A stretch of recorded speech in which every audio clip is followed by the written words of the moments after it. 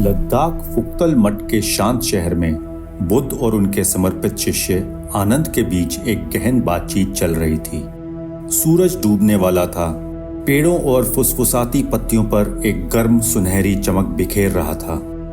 आनंद जिज्ञासा से भरी आंखों से अपने प्रबुद्ध गुरु की बात ध्यान से सुन रहे थे।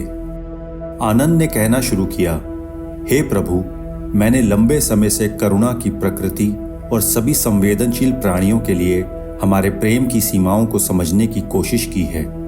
आप मुझे इससे आगे मार्गदर्शन करें। शांत और दीप्तिमान चेहरे वाले बुद्ध ने जवाब दिया, आनंद, सच्ची करुणा सीमाओं और पूर्वाग्रहों से परे है। यह आत्मज्ञान का सार है। इसकी गहराई को समझने के लिए मैं तुम्हें एक कार्य पर भेजूंगा। आनंद उत्सुक और आशंकित झुके और अपने स्वामी के अनुरोध पर सहमत हुए। बुद्ध ने आगे कहा, आनंद, पड़ोसी शहर में जाओ और सबसे प्रसिद्ध वेश्या वसंती को ढूंढो। वह अपनी सुंदरता के लिए जानी जाती है, लेकिन उसका दिल दुख से भारी है। उससे बात करो और उसे करुणा और प्रेम की शिक्षा दो। आनंद ने असामान्य अनुरोध से थोड़ा हैरान होकर सिर हिलाया।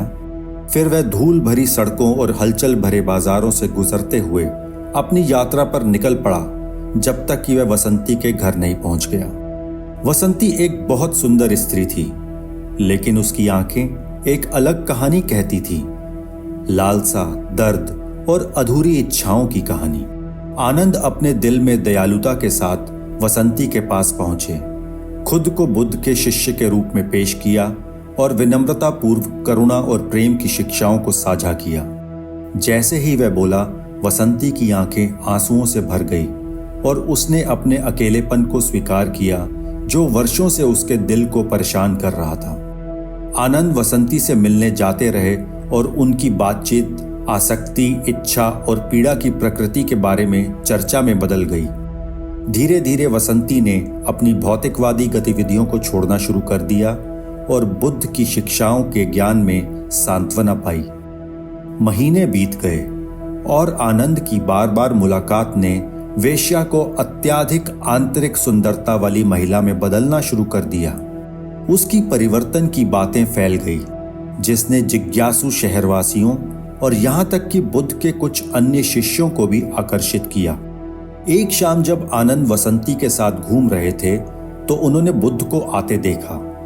आनंद को प्रत्याशा और चिंता का मिश्रण महसूस हुआ। जब वे गुरु के पास पहुंचे तो बुद्ध ने मुस्कुराते हुए कहा, आनंद, तुमने करुणा की शक्ति और प्रेम की असीम प्रकृति का प्रदर्शन किया है। सच्चा ज्ञान सीमाओं और पूर्वाग्रहों से परे फैला हुआ है।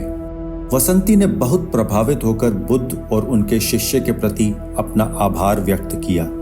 उन्होंने वेश्या का जीवन छोड़कर मठवासी समुदाय में शामिल होने का फैसला किया, जहां उन्होंने अपनी आध्यात्मिक यात्रा जारी रखी। इस छोटे से शहर में एक गहरा सबक सीखा गया, करुणा की कोई सीमा नहीं होती और प्यार सबसे अप्रत्याशित दिलों को भी बदल सकता है। बुद्ध के मार्गदर्शन ने करुणा के मार्ग को प्रकाशित किया था, यह दिखाते हुए कि हर कोई अपने अतीत की परवाह किए बिना आत्मज्ञान का मार्ग पा सकता है।